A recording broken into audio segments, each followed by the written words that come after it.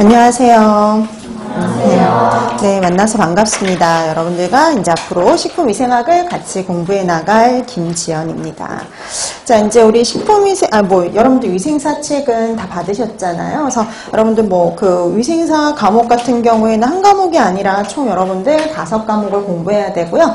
그 중에 하나가 식품위생이라고 생각하시면 되는데요. 그러니까 우리가 이제 이게 한번 시험 문제가 한번 쫙 정리가 됐죠. 그래서 문항수가 좀 줄어들었잖아요. 예전에 비해서. 그래서 180문항 시험을 보는데, 여러분 과목은 이제 한 5과목인데 180문항을 시험을 보고, 그 다음에 거기에서 60% 이상을 맞아야 합격을 할 수 있거든요. 108문제. 자, 그래서 여러분들 우리 그 중에서 식품위생학은 40문제, 그러니까 예전에 이제 50문제가 출제가 됐는데 조금 줄어들어서 40문항이 출제가 되고 있어요. 자, 그럼 이제 한번 확인 좀 해보실까요? 여러분들 과목은 어떤 과목들이 시험 문제가 출제되는지는 다 알고 계시죠? 그래서 1교시 때는 환경위생학, 그 다음에 이제 위생곤충학, 위생법규에서 105문제가 출제가 되죠. 3과목 합쳐서. 그리고 3과목 합쳐서 105문제인데 실제 시험 보는 시간은 90분밖에 되지를 않아요. 그러니까 문제보다 훨씬 시험 보는 시간이 어떠냐면 좀 짧죠. 우리가 분명히 문제도 풀고 답안 작성도 하고 확인도 해야 되는데 더 적어요. 그러니까 그게 어떤 의미냐면요. 문제가 되게 길게 나오지 않는다는 소리예요.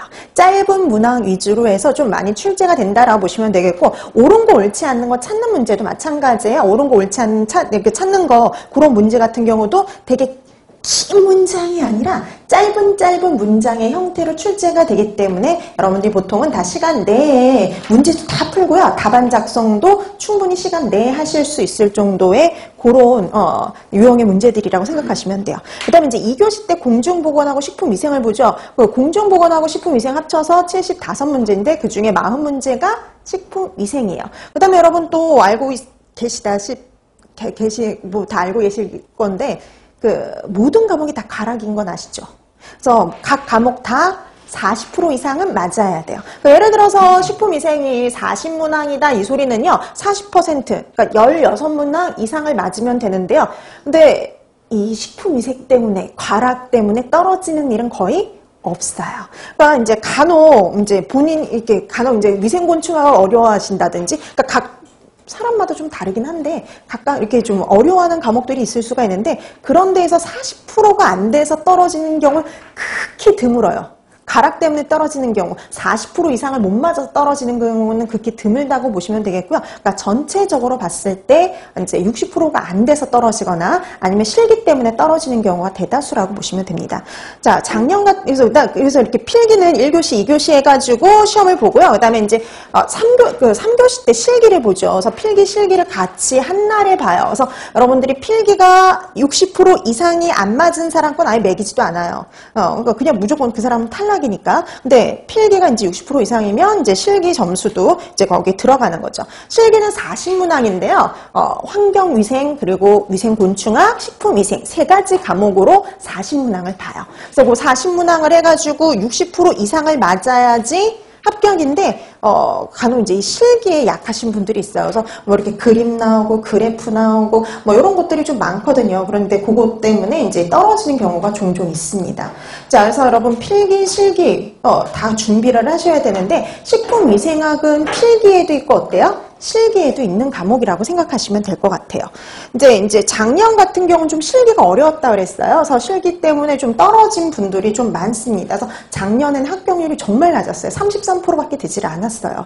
그러니까 보통은 이제 좀 많이 올라왔을 때 제일 이렇게 합격률이 높았을 때가 59.7%. 그 역대예요. 2016년인가 그때 거의 60%에 가깝게 합격률이 그렇게 높게 나타난 적이 없었는데, 그때 위생사 시험이 되게 쉬웠어요. 되게 쉽다고 이제 다 시험 보고 나와서 다 그런 식으로 말하게 되면은 합격률이 좀 높은 편이고, 이제 작년에 나와서 실기 너무 어려웠어 이렇게 했던 작년 시험은 33%밖에 되지를 않았어요. 근데 이게 예전에도 한번 2013년에도 한번 그런 적이 있거든요. 그땐 필기가 되게 어렵다 그랬었어요. 필기가 여태까지 나왔던 형태가 아니라 좀 다른 유형의, 그러니까 우리 맨날 나오는 문제집의 그런 흔한 문제 유형들이 아니라 좀 독특한 문제들이 되게 많이 출제가 됐었단 말이죠. 그러니까 예를 들면 이거예요. 우리 보통 이제 공부하다 보면 이런 거 나오거든요.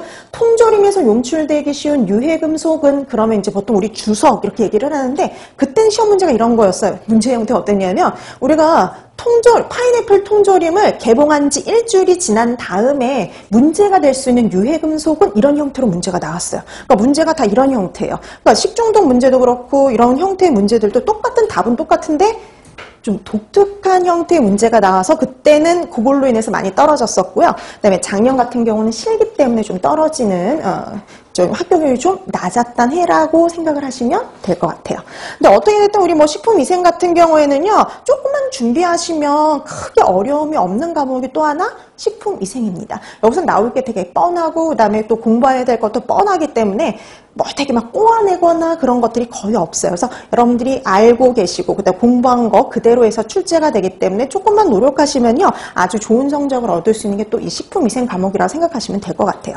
근데 여러분 우리 식품위생은 필기에도 나오고 실기에도 나오잖아요. 그럼 두 가지를 다 준비하셔야 되는데 먼저 필기부터 나가요. 그래서 필기가 한 6주 정도 나가고 그다음에 실기 2주만 하면 끝나요. 근데 분명히 실기의 식품위생도 꽤 이 분량이 꽤 됐었는데 그림이나 사진이나 그래프 이런 것들이 좀 많아서 분량이 많은 것처럼 보이는 거고요. 그다음에 또 하나 웬만한 건 식품위생학 필기 시간에 다 설명을 해요. 필기 시간에 다 설명을 하고 그다음에 이제 필기에서 설명 안 했던 일부의 것 그다음에 아니면 문제의 출제 경향 어떤 문제들이 나올 수 있는지 그런 것들 위주로 설명을 하니까 실기 시간은 2주면 충분하다고 보시면 돼요.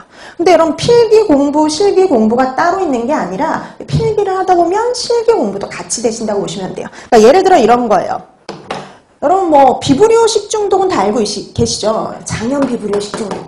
그럼 뭐 장염 비브리오 식중독이다. 그럼 뭐 이제 우리 앞으로 공부할 때 이거 나올 텐데요. 장염 비브리오 식중독 그럼 뭐 이래요. 그람 음성의 포자를 만들지 않는 간균이고요. 단모성 편모를 갖고 있다.